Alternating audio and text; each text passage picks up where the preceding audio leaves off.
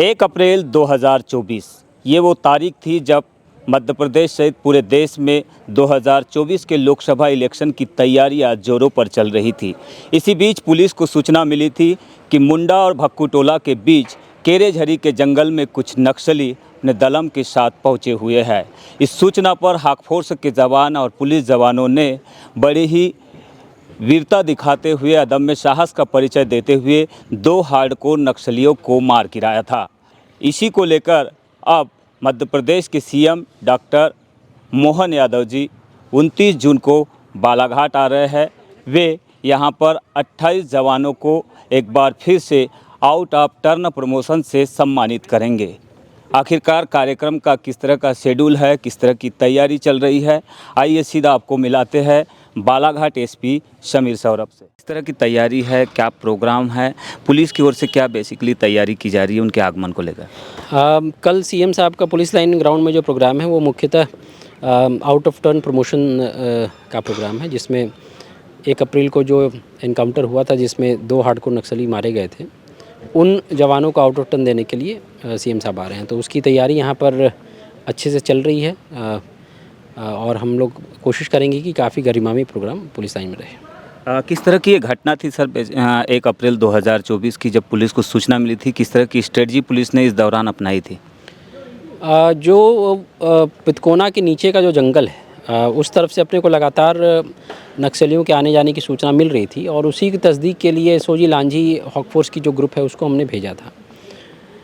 1 तारीख को दिन में लगभग ये चीज़ क्लियर हो चुका था, इस क्षेत्र में नक्सली लगातार अपना प्रेजेंस बनाए हुए हैं और संभव है कि गांव वालों को धमकाने के उद्देश्य से या फिर मुखबिरों को मारने के उद्देश्य से उस एरिया में आए। तो उसको चेक करने के लिए जब हॉक फोर्स कमांडेंट और मेरे निर्देशन में जब टीम अंदर गई जंगल में, तो हमारे ऊपर अंधाधुंध फायरिंग पहले से छिपे हुए नक्सलियों द्वारा की गई। जवाबी फायरिंग में 2 हार्डकोर नक्सली, जिसमें एक डीवीसीएम रैंक का नक्सली थी महिला, वो मारी गई और एक एसीएम रघु वो मारा गया। कुल 43 लाख का इनाम इन पे 3 राज्यों के मोस्ट वांटेड नक्सली थे उनके ऊपर था।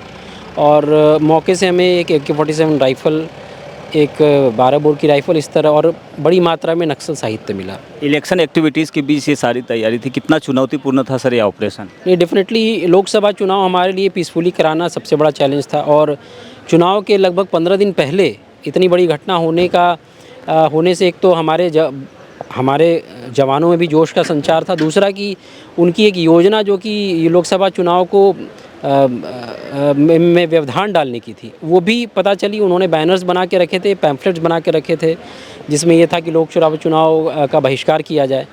तो हमारे इस कार्रवाई से और समय पे कार्रवाई से लोकसभा चुनाव निर्विघ्न रूप से संपन्न हो पाए।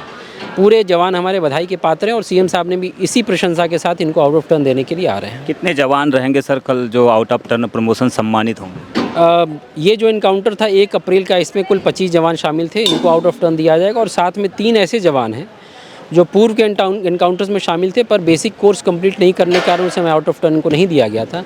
तो इन तीनों को भी कल सम्मानित किया जाएगा। कुल 28 जवान ऐसे हैं जिनको आउट ऑफ टर्न सीएम साहब देंगे। आपको बता दें कि आउट ऑफ टर्न प्रमोशन की प्रक्रिया मध्य प्रदेश में लंबे समय से बंद थी।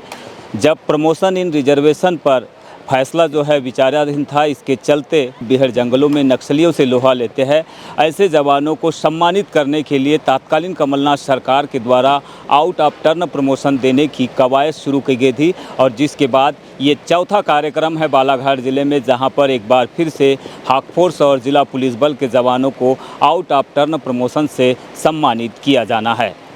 BGT मीडिया के लिए पुलिस लाइन बालाघाट से मैं यमलेश बंजारी।